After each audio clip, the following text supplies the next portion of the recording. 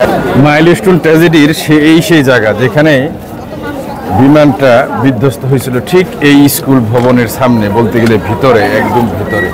আমরা সেইখান থেকে আপনাদের একটু দেখানোর চেষ্টা করতেছি, আপনারা সাথে থাকবেন। আপনারা দেখানোর চেষ্টা করতেছি, একদম কাছ থেকে আপনাদের দেখানোর চেষ্টা করতেছি যে বিমানটা কোথায়। এই দেখছেন এইখানে কিন্তু কাদা লেগে আছে এখনো বিল্ডিং এর মধ্যে, সেই দৃশ্য কিন্তু আপনারা দেখছেন। আপনাদের যদি আরেকটু কাছ থেকে দেখানোর আমরা চেষ্টা করি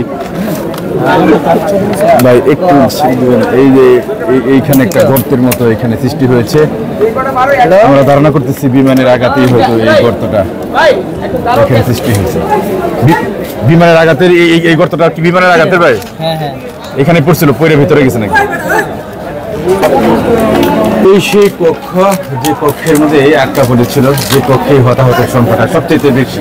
এই একটা রুমে থেকে যদি কেউ বের হইতে পারতো কোনোভাবে, যেখান দিয়ে বের হবে সেখানেই কিন্তু এই দুর্ঘটনাটা ঘটে। আপনারা দেখছেন সেই বিল্ডিং এর সামনে থেকে আপনাদের দেখানোর চেষ্টা করছি। আস্তে আস্তে কিন্তু আমরা দেখতে পাচ্ছি মানুষ, উৎসুক জনতার ভিড় কিন্তু আস্তে আস্তে এমনভাবে বাড়তেছে যে এখানে জেট ফুয়েল, বিমানের যে ফুয়েল, সেটার কিন্তু এখনো আমরা ঘ্রাণ পাচ্ছি। এটার কিন্তু গন্ধ এবং এখানে এখনো আছে।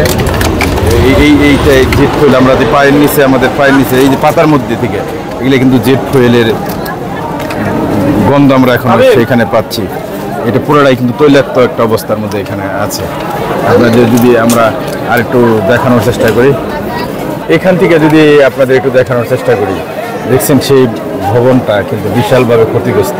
এই যে বিমানটা যেখানে পড়ছিল, এখানে কিন্তু মাটি খুঁড়ে একদম খালের মতো হয়ে গেছে, নালার মতো সৃষ্টি হয়েছে। তারপরে কিন্তু বিমানটা এখানে ঢুকে যায়, এখানে ঢুকার পরে কিন্তু আগুন ধরে যায়, আমরা যতটুকু জানতে পেরেছি।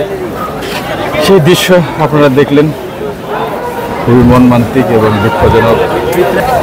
এই নারিকেল গাছটা ওইখানে ছিল, আমরা যতটুকু জানতে পারছি। নারিকেল গাছ ভেঙে বিমানটা কিন্তু ওই ভবনের ভিতরে ঢুকে পড়ে।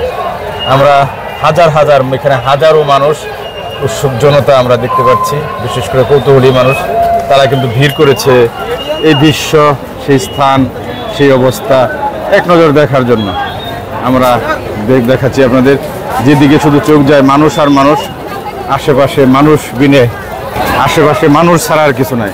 সকালবেলাও আমরা ভিড় কিন্তু একটু কম দেখছিলেন, এখন সময় যাচ্ছে মানুষের ভিড় বাড়তেছে। ছাত্রছাত্রী, সাবেক ছাত্রছাত্রী, অভিভাবক, গার্জেন, উৎসাহিত জনগণ, মানে কি বলবো, তিল ধারণের ঠাঁই নেই। মনে হয় যে একটা পর্যটন নগরীতে পরিণত হয়েছে এই এলাকা। খাবার দাবার পৌঁছাইছে, দেখছেন, মানে খাবারও বিক্রি করার মতো একটা অবস্থা এখানে।